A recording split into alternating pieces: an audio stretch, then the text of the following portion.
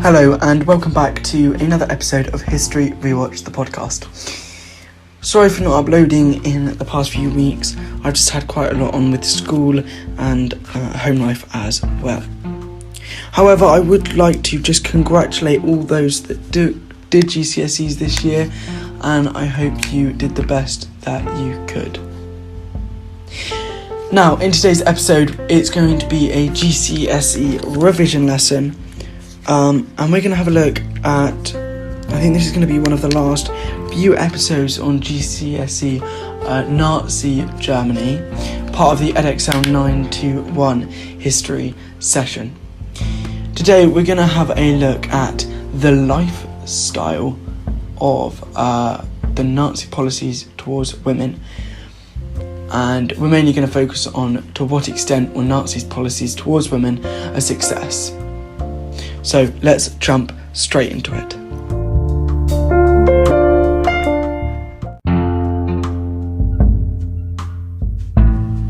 To what extent were Nazi policies towards women a success?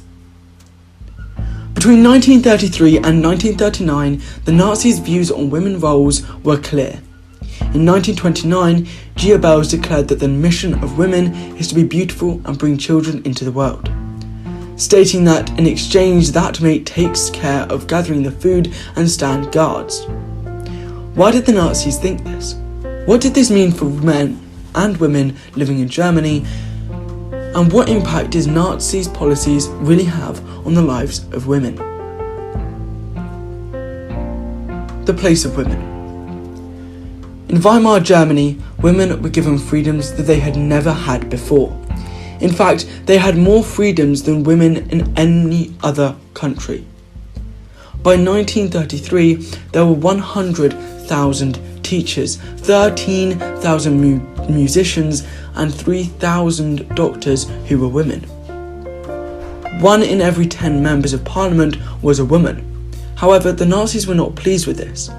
They were also very worried about the declining birth rate in Germany, which they viewed as being the result of women focusing on careers and not staying at home to raise families.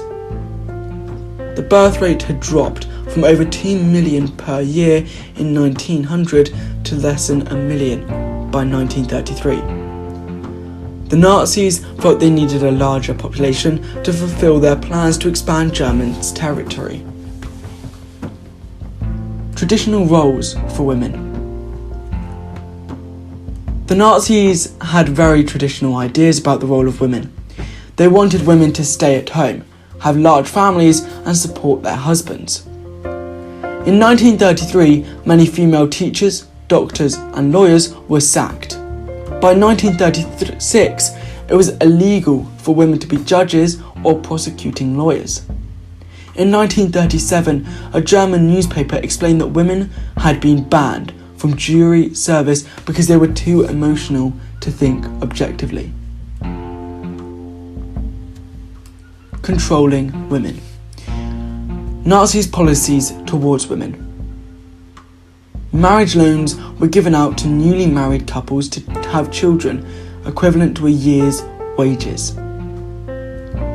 Every year, on 12th of August, the Honour Cross for the German mother was awarded. Mothers of 8 children were given a gold cross, silver was awarded for 6 children, and a bronze cross was awarded for 4.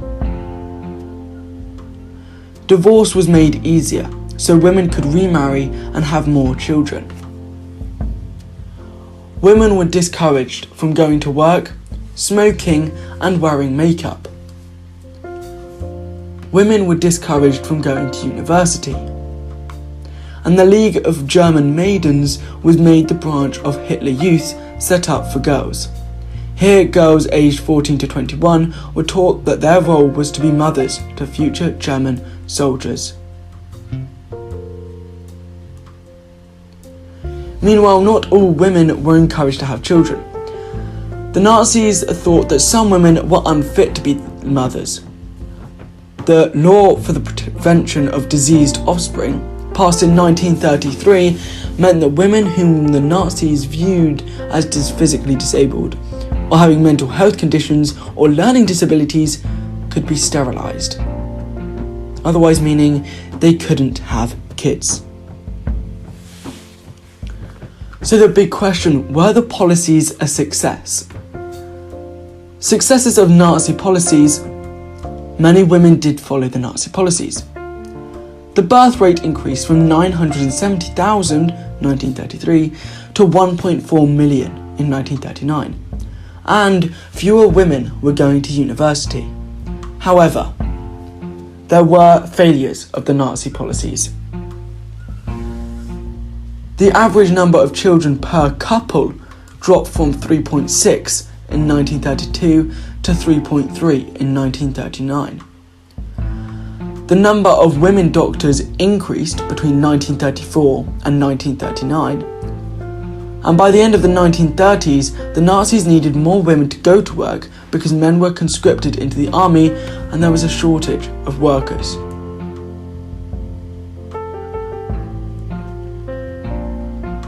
If you have any questions about this section, please email us at historyrewatched.thepodcast@outlook.com.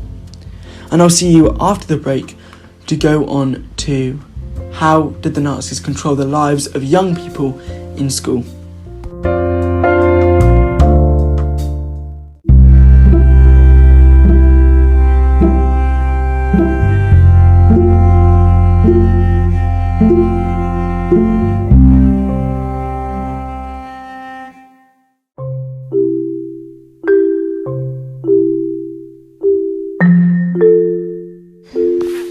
Hello and welcome back from the break. So, how did the Nazis control the lives of young people in school? Hitler was determined to make sure that young Germans were loyal to him and to the Nazi party. He tried to control every aspect of young people's lives inside and outside of school. He believed that if young people were brought up to believe in Nazi ideas, they would grow up to be good Nazis who would never rebel against the regime. So, what were the main features of the German education system under the Nazis, and how did the Nazis change schools and universities? So, the German education system under the Nazis. Hitler used the school system to brainwash young Germans into loving him and ensuring Nazi ideas about race featured in every subject in the curriculum. He believed that children who learned to idolise him when they were young would continue to love him for the rest of their lives. He realised that, in the future, he may have to call on these people to put up with hardships, to fight, and to perhaps even to die for him. To get that undying loyalty, Hitler used every subject in school to put forward Nazi propaganda and beliefs. So, textbooks. Old textbooks were thrown away and new ones introduced that taught Nazi beliefs as accepted facts, and all teachers were made to put across Nazi ideas in their lessons. For example, textbooks contained the racist Nazi beliefs in the inferiority of the black people, Eastern Europeans, and in particular Jews. This meant that the whole generation of young people grew up believing that they were better than other races. This might help explain why so many Germans failed to speak out against Nazi persecution of other races in years to come. Curriculum. All subjects in the curriculum now involved indoctrinating or brainwashing. These were very few opportunities for children to think for themselves. The Nazis were more interested in young people developing physical strength and strong views on race than inquiring minds. A new subject called race studies appeared on the timetable for the first time. This subject later discredited as unscientific and racist. This lesson taught students that the mental and physical characteristics of the human race could be improved by choosing who could become parents. Students were taught to believe that the so-called Aryan race was superior.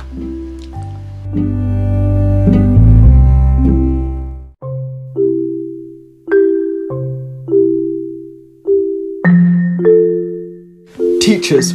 All teachers had to join the Nationalist Socialist Teachers League, and anyone who refused to teach the topics that the Nazis approved was forced to resign.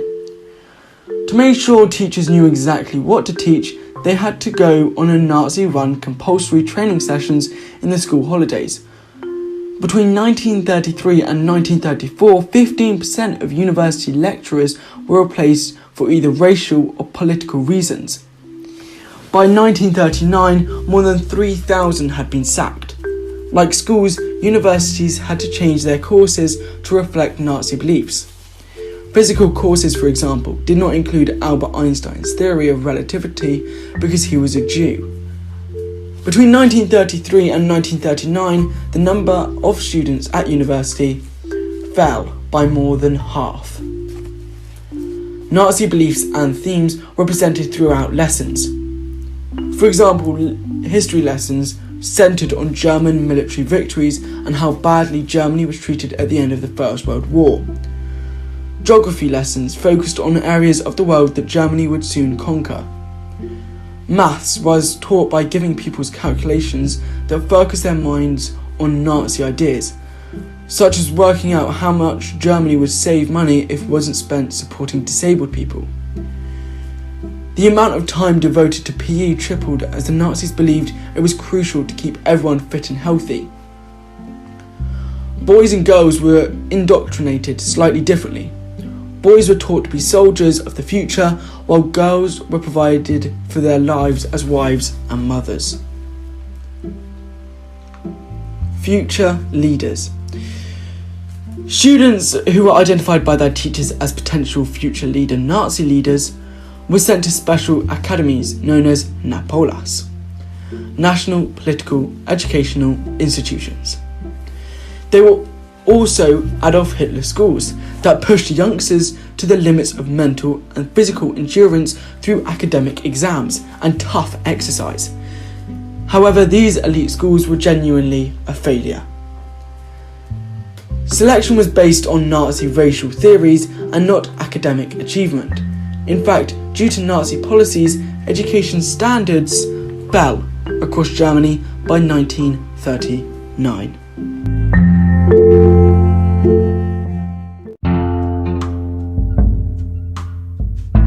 Thank you very much for listening to today's episode on GCSE Revision Edexcel 9-1 History. Please join us next week where we'll be doing a Learn About History session, and follow after this is updates and also some links for you.